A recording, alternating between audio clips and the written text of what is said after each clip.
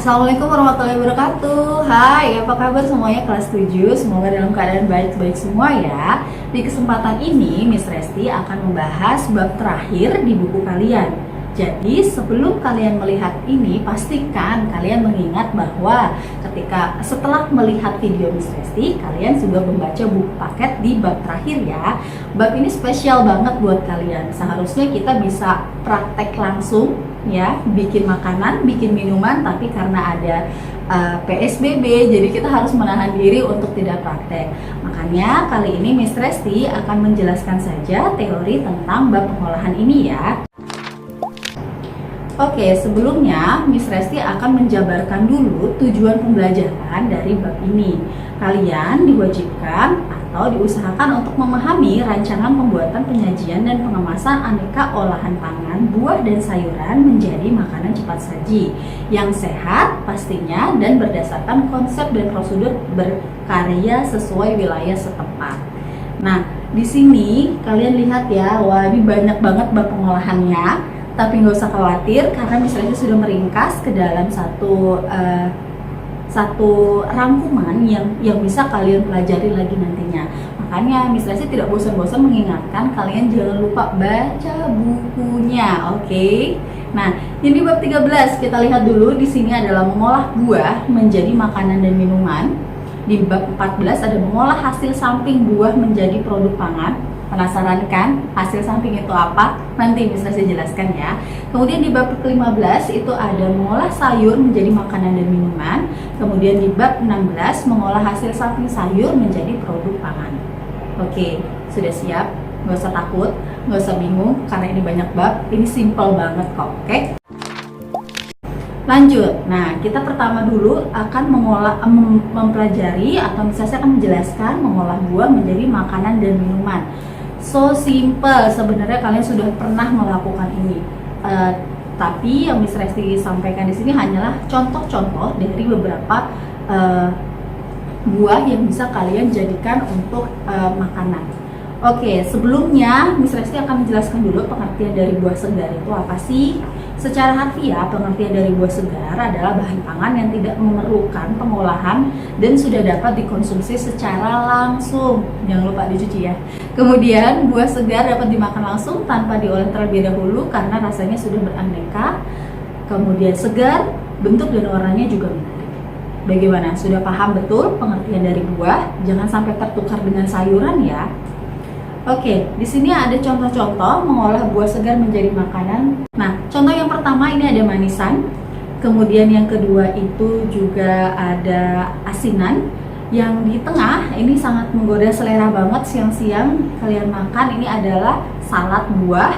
Nah, yang terakhir itu khas Indonesia banget ya, rujakan. Itu ada berbagai macam jenis buah di situ. Kemudian ada sambal dicolek, ya enak banget ya. Langsung yang kedua kita akan bahas mengenai mengolah buah segar menjadi minuman. Nah, kalian sering banget dong di rumah atau kalian beli atau mamah kalian membuat yang namanya jus. Nah, ini adalah beberapa contoh dari jus. Nah, tapi di sini juga ada satu yang disebut dengan smoothies. Kalian tahu nggak sih perbedaannya antara smoothies sama jus? Pada dasarnya mineralnya hampir sama ya, cuman dia akan berbeda di bentuknya saja.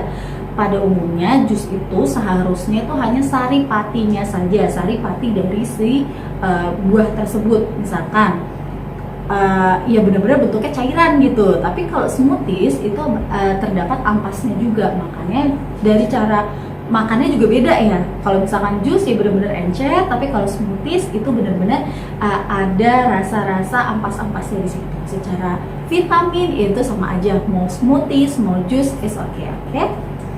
Lanjut. Nah, ini udah bab berikutnya ya, mengolah buah menjadi makanan dan minuman. Nah, ini lebih kepada hasil samping yang tadi Miss Resti sampaikan kepada kalian. Hasil samping itu maksudnya apa sih, Miss? Gitu. Kalau kalian di sini lihat ada biji semangka, fokusnya di biji semangka, dan ada di buah nangka. Ya, benar. Nah, jadi yang dimaksud hasil samping ini adalah hasil samping dari buah tersebut. Bingung kan? Kenapa? Nah, ini bisa saya sampaikan ya, bahwa biji semangka itu sendiri bisa diolah kembali menjadi kuaci. Kuaci sendiri itu ada zatnya, ada zat yang sangat baik untuk tubuh kita yang disebut dengan likopen. Nah, likopen itu fungsinya salah satunya adalah menyehatkan ginjal. Nah, bagaimana untuk biji nangka, Miss? Dipergunakan untuk apa? Biji nangka bisa dijadikan donat, stik nangka, tapi itu harus melalui pengolahan terlebih dahulu, ya. Bagaimana cara pengolahannya? Biji nangka ini diolah sedemikian rupa dijadikan pati atau tepung. Setelah itu baru diolah menjadi donat ataupun stik kentang lainnya. Sampai sini paham? Oke, nah selanjutnya ini hasil samping berupa kulit. Kalau tadi kan hasil samping berupa biji ya, kalau sekarang hasil samping berupa kulit. Seperti yang kalian lihat di ujung sana, nanas itu bisa digunakan atau bisa dijadikan sirup kulit nanas. Pastinya dengan pengolahan khusus dan keterampilan khusus, karena ini tidak mudah. Nah, selanjutnya ada manisan kulit jeruk. Siapa di antara kalian yang baru tahu kalau kulit jeruk bisa dijadiin manisan? Oke, manisan kulit jeruk ini bisa diolah itu dengan cara dicuci bersih, direbus, kemudian dipotong memanjang. Setelah itu diberikan garam. Bukan garam, gula ya, diberikan gula. Jadi nanti itu ada waktu tersendiri bagaimana caranya sih dia biar bisa mengekstrak. Nah, itu nanti ada di pengolahannya. Nah, lanjut lagi di keripik kulit pisang. Ada yang pernah nyoba? Oke, sama. Miss Resti juga belum pernah nyoba. Tapi memang di YouTube atau segala macamnya di internet itu banyak sekali tahap-tahap cara membuat keripik kulit pisang. Kalau kalian penasaran boleh kok coba. Oke, lanjut lagi yang terakhir ada dodol kulit semangka. Nah, kalau biasanya kita lihat semangka itu dijadiin smoothies, jus dan segala macam, tapi di sini fokus adalah kulit semangka. Tapi ingat ya, bukan yang bagian warna hijaunya, tapi bagian putihnya ya, jadi masih daging semangkanya itu diolah juga sedemikian rupa hingga menghasilkan dodol kulit semangka. Lanjut, nah ini ada lagi pengolahan bahan pangan sayuran menjadi makanan dan minuman. Kalau tadi Miss sudah menjelaskan tentang pangan dari buah. Nah ini sekarang dari sayuran. Kalian tahu nggak sih sebenarnya perbedaan antara sayuran dan buah?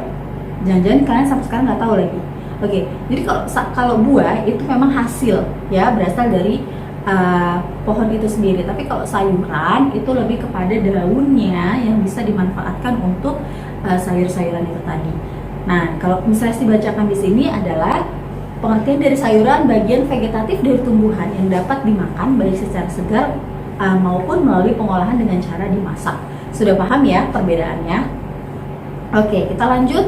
Nah, ini mengolah sayur segar menjadi makanan. Wow, ini benar-benar menggugah selera banget sih ya. Pertama, ini kalian bisa jadikan sayuran itu sebagai lalapan. Pastinya harus dicuci lagi karena lalapan itu kan tidak pakai proses memasak ya. Jadi benar-benar harus dicuci bersih, kemudian dikeringkan, baru nanti kalian lalap pakai sambal terasi, itu enak banget. Oke, next yang kedua adalah tumis oseng. Tadi Miss Rasti sudah sebutkan kalau mau membuat tumisan pastikan ukuran dari sayurannya lebih kecil ya. Kemudian ada yang ketiga salad, keempat camilan keripik, kelima asinan, keenam rujak, 7 pecel dan gado-gado, kemudian yang kedelapan adalah nugget sayuran. Oke, nah kalau yang sekarang Miss Resti akan menjabarkan tentang mengolah sayuran segar menjadi minuman. Ini adalah beberapa contoh ya sayuran yang bisa dijadikan minuman. Ayo, pernah nggak nyoba ini? Pasti agak aneh ya sebenarnya. Biasanya karena kita umumnya melihat bahwa yang namanya jus itu berasal dari buah. Tapi untuk yang sayuran ini tidak kalah juga kok vitaminnya. Kayak nomor 1, jus brokobit, jus brokoli dan akar bit. Seperti kalian pahami bahwa akar bit itu ada banyak vitaminnya juga loh. Salah satunya adalah vitamin C, kemudian ada seratnya juga dan asam folat. Biasanya kalau asam folat ini dibutuhkan oleh ibu hamil untuk bayi yang dikandungnya ya. Kemudian untuk jus mentimun bayam ini ada beberapa contoh vitamin yang ada, yaitu karbohidrat, kalsium, vitamin C, dan vitamin A ya. Nah, kita berlanjut ke produk hasil samping dari sayuran. Tadi kita Miss Resti sudah bahas hasil samping dari buah. Sekarang juga biar adil dan biar kalian paham, Miss Resti akan jelaskan beberapa contoh hasil samping dari sayuran. Yang pertama berupa biji, masih sama.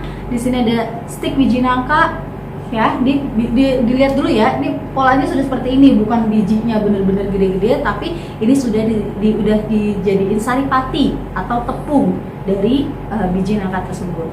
Kemudian ada susu biji nangka, dan yang ketiga ada sereal biji nangka. Nah, yang ini berupa kulit, sama seperti buah. Kalau buah tadi ada kentang, ya. Kalau buah tadi ada berbagai macam contoh, salah satunya adalah pisang, kulit pisang. Nah, kalau yang sekarang adalah kulit kentang, kulit melinjo, kulit singkong. Nah, pada umumnya sih ketiga contoh ini biasanya dibuat keripik, ya. Ada yang sudah nyobain keripik melinjo? Belum? Oke. Keripik kentang? Keripik kentangnya pernah, kulit kentangnya kita belum tahu, ya. Oke, dan yang terakhir ada kulit singkong. Nah, ini yang terakhir bisa dibahas di bab ini adalah mengolah hasil samping sayur berupa daun.